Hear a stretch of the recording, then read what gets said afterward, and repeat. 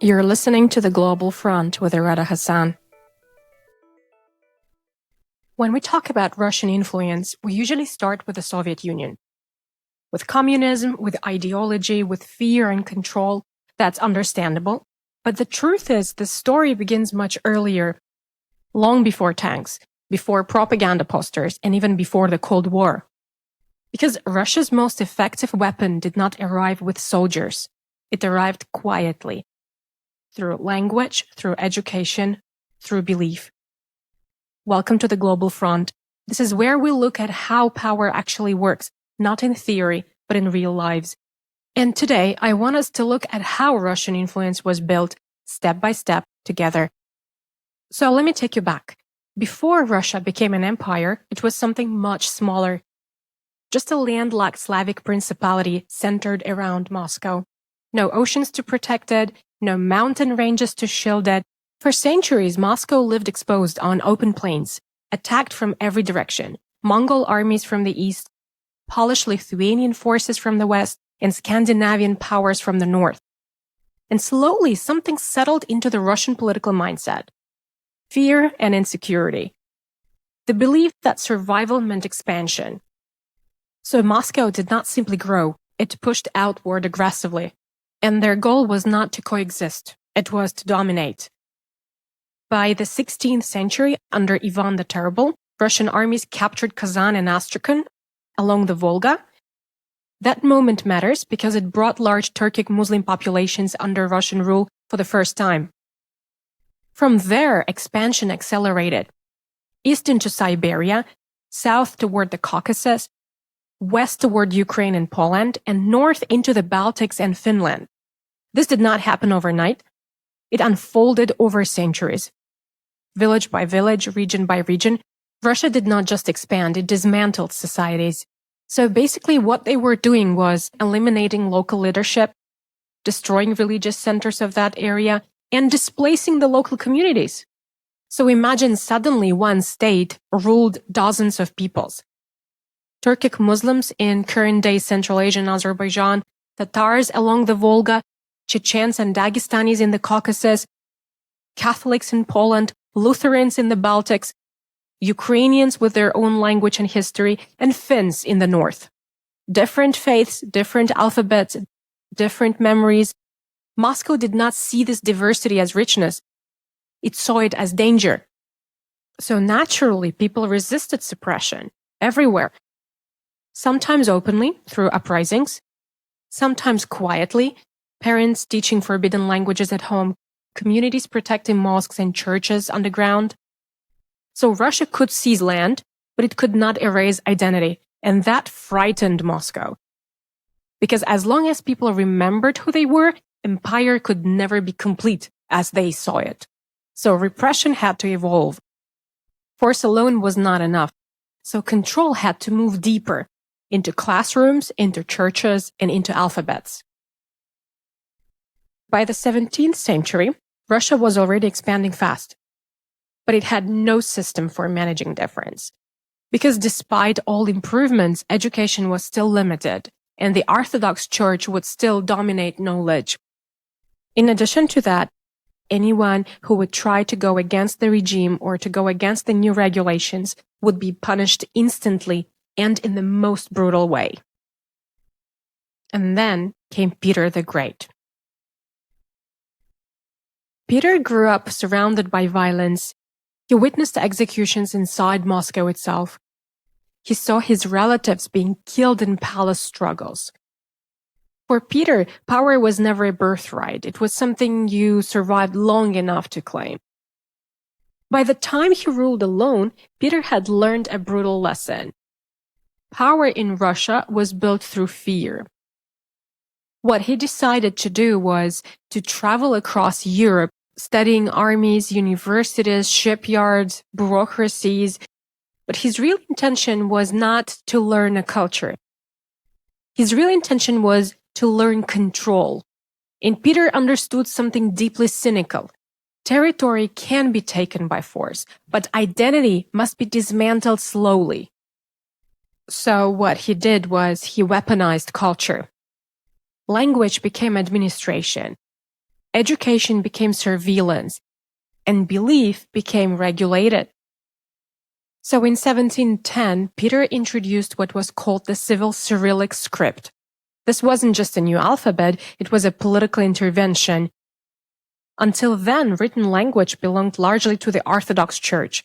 Religious texts were printed in Church Slavonic, using a sacred script. The Church controlled education, books, and knowledge. So Peter broke that. He created a separate, simplified alphabet for state use, for laws, schools, administration, and science. From that moment on, two systems existed.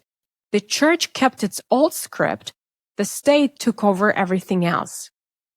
It was the formal separation of church and state through language. And this system wasn't limited to Moscow.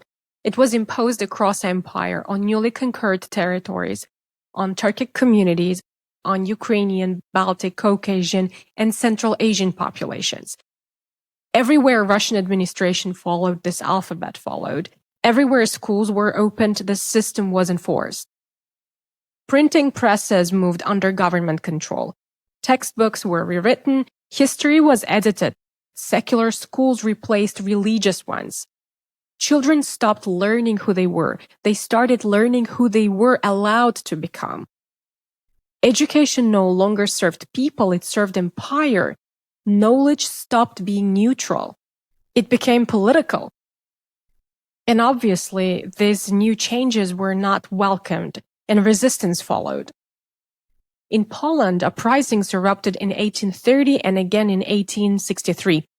Students, priests, farmers, they demanded the right to speak Polish and practice Catholicism freely. Both revolts were crushed, thousands executed or deported, schools closed, clergy exiled, and land was confiscated. Entire villages were punished collectively. One more good example is Ukraine. In Ukraine, books were banned, theaters were shut, even folk singing became suspicious. In Finland, autonomy was stripped away. The army was dissolved and newspapers were censored. In Estonia and Latvia, local schools were replaced with Russian ones.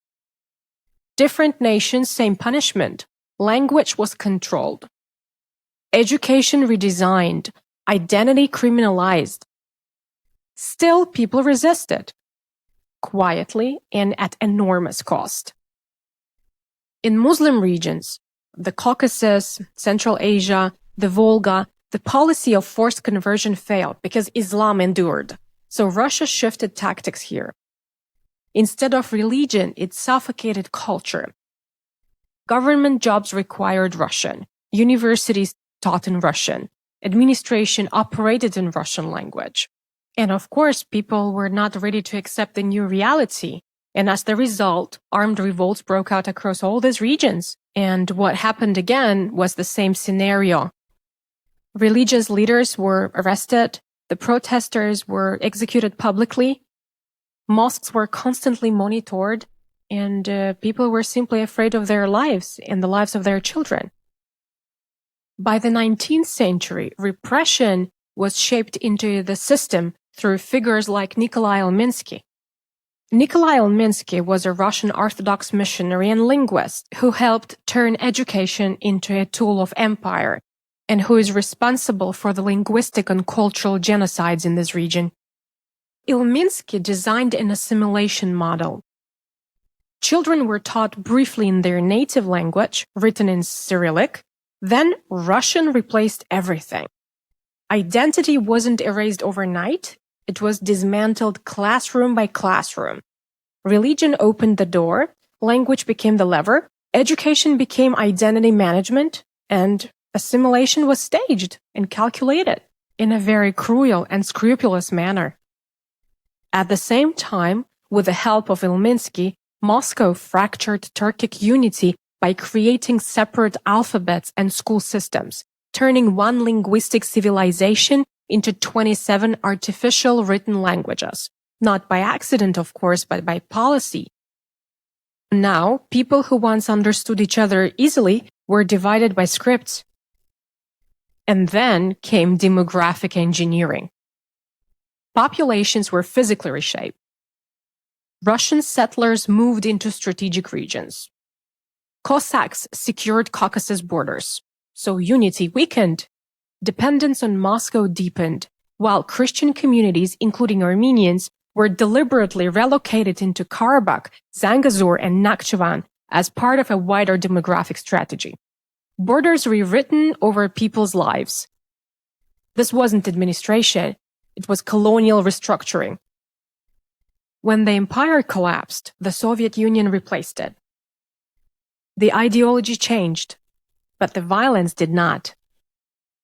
Mass deportations, forced collectivization, labor camps, religious persecution.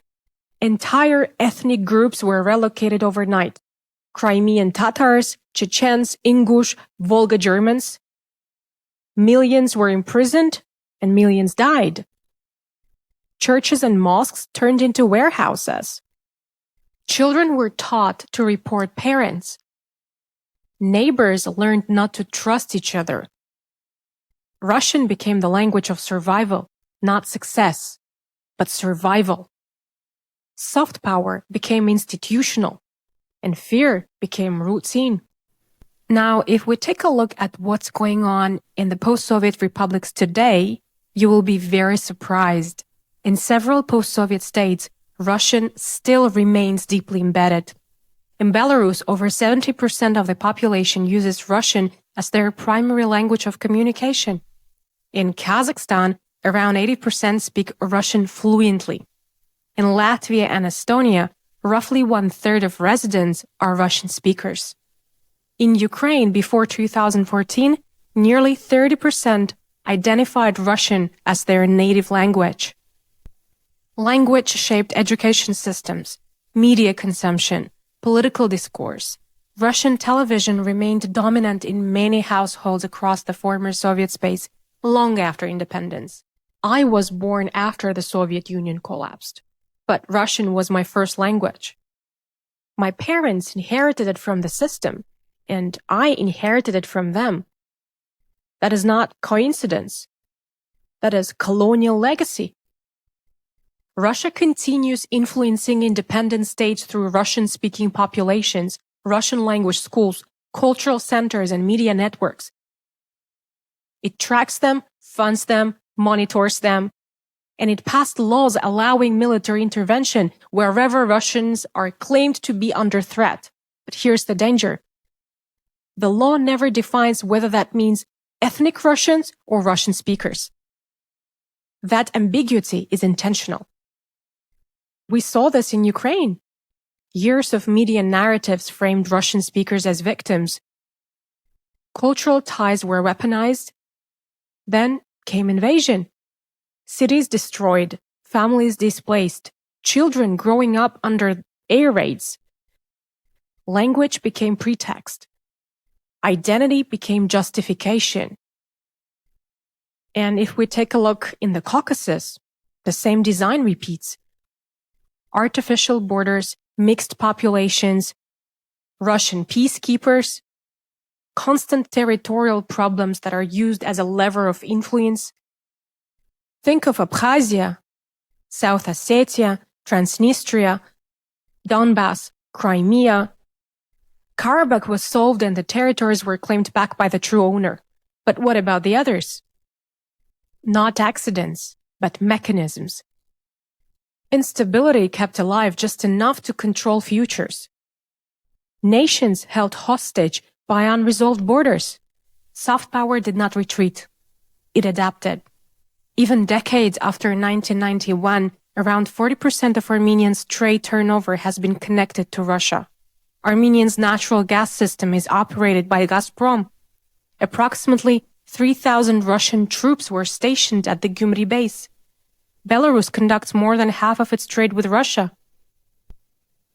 Although China is Turkmenistan's largest gas buyer, Russia has strategically re-entered the Turkmen gas market, ensuring that even Ashgabat's export diversification does not fully escape Moscow's energy orbit. Energy is leverage. Pipelines are influence. Dependency does not need soldiers. But the post-Soviet space is not uniform. Each country navigated Moscow differently. Belarus remained deeply aligned. Kazakhstan balances carefully. Ukraine eventually pivoted west and paid a price. Georgia experienced war in 2008, and Azerbaijan charted its own course. And this brings us back to influence. Power today is not always loud. It can be cultural, economic, linguistic, institutional. You don't need to occupy a country if its energy grid runs through you. You don't need to censor if its media ecosystem speaks your language. You don't need troops if economic dependency ensures alignment. This is not brute force. This is something else. It is pressure without constant visibility. It is leverage without declaration. Invisible until it isn't. The question now is not who controls the region. The question is whether the region can move beyond being controlled. Can former Soviet republics transform structural dependency into strategic autonomy? Can economic connectivity replace geopolitical confrontation? Can peace agreements survive historical grievances? History suggests it will not be simple. But history also shows something else. Influence evolves, and so do nations. This is the end for today. What should we talk about next? Share your ideas and tell us what you think in the comments. Your voice matters here. Until next time, stay curious and stay informed. I'm Irada Hasan, and this is The Global Front.